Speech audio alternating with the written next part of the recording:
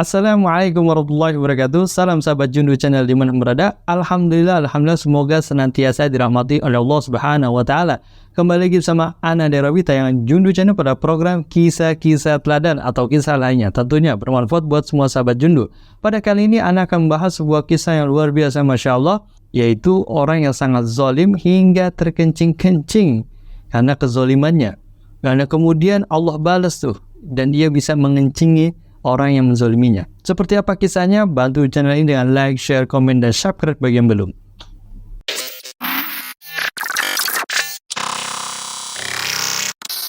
Bismillahirrahmanirrahim. Sahabat Jundu di mana berada, roda kehidupan manusia tidak selamanya berada dalam satu kondisi.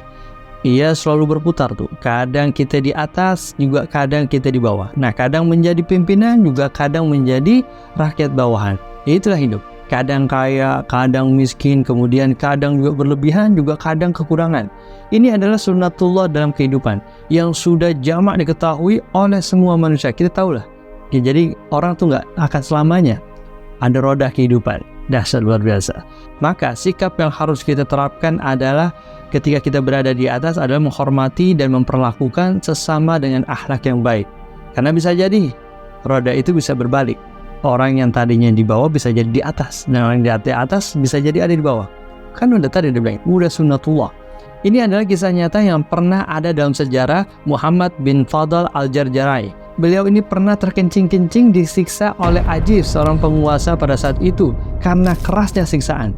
Tapi setelah itu Ajif meninggal dunia. Dan Muhammad bin Fadl pernah kencing di atas kuburannya. Baik itu, dulu dia pernah terkencing-kencing disiksa, dan ternyata dia pernah kencing di atas kuburannya.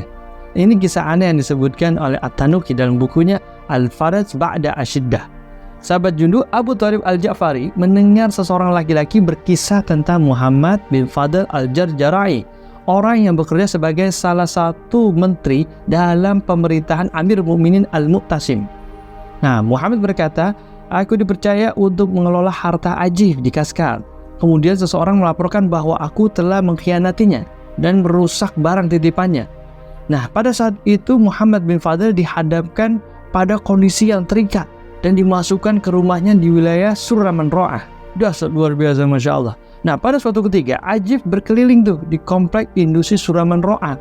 Ketika melihat Muhammad Fadl, ia langsung mencela, "Kau telah melenyapkan hartaku. Demi Allah, aku akan membunuhmu," kata Ajif, sang penguasa pada saat itu. Kemudian ia berkata kepada para pengawalnya, "Bawakan aku cambuk." Kemudian pada saat itu Muhammad bin Fadl dibawa mendekatnya dan siap untuk mendapatkan hukuman dari sang Ajif ini.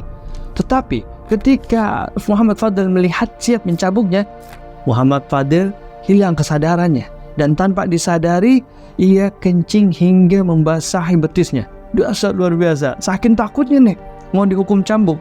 Nah, kemudian sekretaris Ajif melihat keadaan daripada Muhammad Fadl ini. Ia berkata kepada Ajif, "Semoga Allah memuliakan Tuan. Tuan sedang sibuk membangun sebuah negeri. Biarkan kami yang menghukumnya, memukul dan membunuhnya. Sekarang belum terlambat. Semestinya Tuan menginstruksikan agar orang ini dipenjara. Lalu Tuan menyelidiki apa yang sebenarnya terjadi."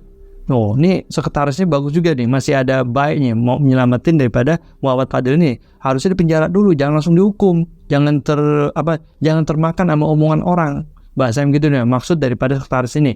Kemudian sekretaris Ajif ini berkata lagi, "Jika tuduhan yang dialamatkan padanya benar, Tuan tidak akan kehilangan waktu untuk menghukumnya.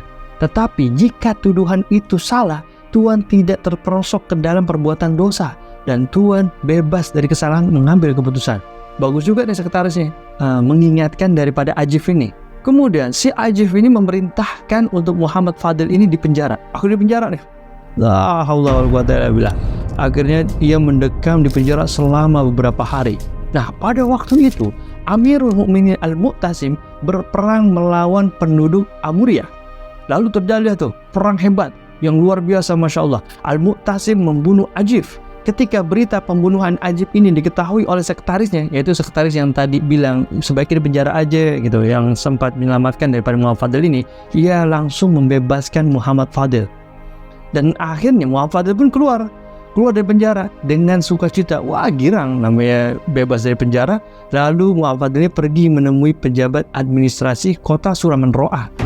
ia adalah teman daripada Muhammad Fadil. Nah, ketika melihat Beba, ia senang banget nih. Ya, temannya senang banget karena ia merasa prihatin dengan keadaan yang terjadi pada saat itu, karena ini Muhammad Fadil nggak bersalah, tapi difitnah oleh orang sehingga dijebloskan dalam penjara dan disiksa. Kemudian ia memberikan sejumlah uang tuh. Kata Muhammad Fadil, mungkin lebih baik engkau memberikanku pekerjaan, kata Muhammad Fadil. Akhirnya dicari kerjaan, akhirnya dapat tuh pekerjaan. Itu di wilayah Diyar Rabi'ah. Kemudian Muhammad Fadil ini mendapatkan pinjaman dari beberapa pedagang setelah mengetahui pekerjaannya. Wallahu a'lam pekerjaannya kayak apa. Nah, tak lama kemudian akhirnya Muhammad Fadil ini ninggalin kerjaan, jangan sebentar doang, karena dirasa nggak pas dah, berat, sangat berat. Ketika kehilangan pekerjaan, akhirnya Muhammad Fadil ini teringat nih sebuah desa kecil di wilayah Karatsa, karena dia tuh dulu pernah berkeliling sehingga di sana. Akhirnya Muhammad Fadil ini nginep di sebuah rumah di wilayah tersebut. Nah, pada pagi hari, si Muhammad Fadil ini punya kamar mandi itu kecil, sempit. Wah, nggak pas dah nih.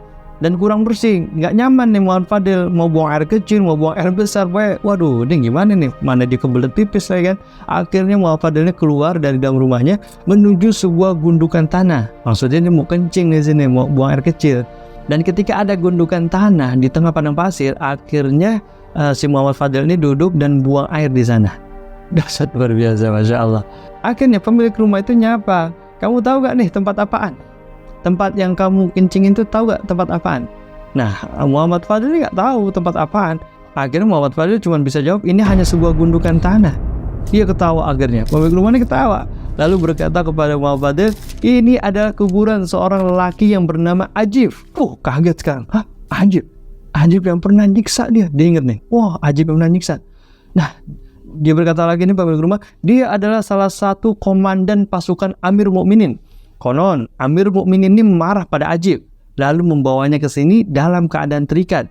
Sesampainya di tempat ini, ia dibunuh, lalu mayatnya dilempar ke tempat ini. Persis di bawah engkau kencing itu, persis yang kamu kencing itu, tuh gundukan tanah itu, katanya. Nah, setelah pasukan Amir Mukminin pergi, kami tutup mayat itu tuh, mayat si Ajib dengan gundukan tanah. Jadi dikubur asal-asalan dah, agar anjing-anjing ini nggak bisa mengetahui keberadaan mayat Ajib nih. Takut ya, namanya anjing kan suka makan mayat-mayat. Aduh, waktu itu kan zaman perang.